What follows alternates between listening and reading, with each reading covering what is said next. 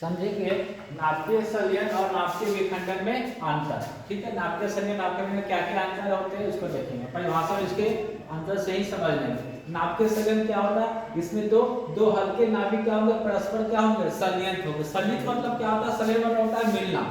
इसका मतलब हुआ कि दो हल्के नाभिक क्या होगा, एक दूसरे से मिलेंगे तो क्या होगा, भारी नाभिक का क्या होता है, निर्माण होता है। उसी को हम लोग क्या कहेंगे, नाभिकीय संलयन। दो हल्के नाभिक जब एक दूसरे से मिलते हैं, एक भारी नाभिक का निर्माण होगा, उसी हम लोग क्या कहा जाते हैं, नाभिकीय संलयन कहा जाता है। और अगर नाभिकीय विखंडन किसे कहेंगे, तो जब एक भारी नाभिक जो टूटकर दो हल्के हल्के नाभिकों में क्या हो जाए, परिवर्तित हो जाए, टूटकर दो या दो से अधिक टुकड़ों में क्या हो जाए, विभाजित हो जाए, उसे हम लोग क्या कहते हैं, नाभिकीय विखंडन होता है। संलयन मतलब क्या होता है, मिलना, एकजुट होना, और विखंडन मतलब क्या होता है, टूटना।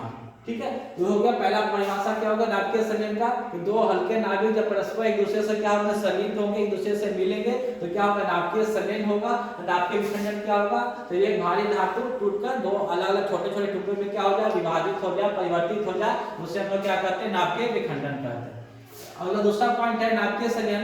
नाभिकीय संलयन अत्यधिक ताप पर क्या होता है, संपन्न होते हैं। इसमें क्या होता है, अत्यधिक ऊर्जा की प्राप्ति होती है। जैसे सूर्य का प्रकाश जो देखते हैं, सूर्य का प्रकाश हमारी पृथ्वी पर आती है, उसमें हमारा हाइड्रोजन और हीलियम का क्या होता है, संलयन होता है। हाइड्रोजन और हीलियम जब मिलते हैं सूर्य के प्रकाश में, सूर्य के जो भी सूर्य हमारा बना हुआ है उसमें हाइड्रोजन और हीलियम का क्या होता है, बहुत ज्यादा कण होता है। दोनों जब मिलते हैं उससे बहुत ज्यादा ऊर्जा का क्या होता है, उत्पादन होता है। वही लिखा हुआ है कि नाभिकीय संलयन एक अत्यधिक ताप पर क्या होता है, संपन्न होता है। कहने का मतलब कि नाभिकीय संलयन जब भी होगा तो उसमें अधिक से अधिक क्या होगा, ऊर्जा की प्राप्ति होती है। नाभिकीय विखंडन में क्या होगा, कि नाभिकीय विखंडन क्या होगा, क्रिया ताप से क्या होता है, स्वतंत्र होता है। क्योंकि कहने का मतलब ये हुआ कि नाभिकीय विखंडन में कोई भी ताप की आवश्यकता नहीं पड़ती, ताप से वो डिपेंड नहीं रहता, निर्भर हो नहीं रहता, ताप की आवश्यकता नहीं पड़ती है।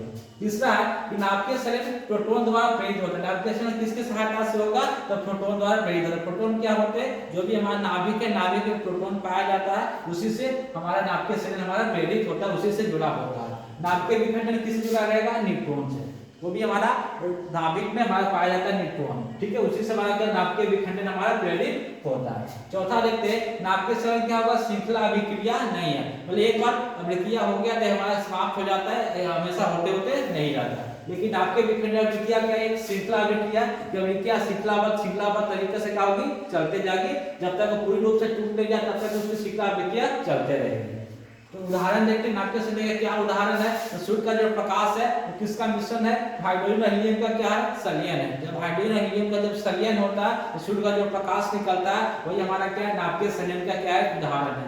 नाभिकीय विखंडन का उदाहरण क्या है, जब यूरेनियम 235 पर यूरेनियम 235 हमारा तत्व है, उसमें जब न्यूट्रॉन टकराता है, उसके नाभिक में जब न्यूट्रॉन टकराता है तो क्या करता है, बेरियम और न्यूट्रॉन को क्या करता है, परमाणु में क्या हो जाता है, टूट जाते हैं। तो परिभाषा से यह समझ में आया कि अगर यूरेनियम 235 हमारा नाभिक पर इलेक्ट्रॉन टकराएगा तो दो अलग अलग टुकड़ों में क्या हो जाते हैं, विभाजित हो जाते हैं। जैसे बेरियम और न्यूट्रॉन हमारे दो अलग टुकड़ों में विभाजित हो गया, वही सूर्य का प्रकाश किससे मिलकर बना हुआ है, हाइड्रोजन और हीलियम के संलयन से मिलकर बना हुआ। कि हाइड्रोजन और हीलियम का क्या होता है, संलयन होता है, उसी से हमको सूर्य के प्रकाश निकलता है, उसी से हमको ऊर्जा की प्राप्ति होती है। ये हमारा नाभिकीय संलयन और नाभिकीय विखंडन में क्या है, अंतर है।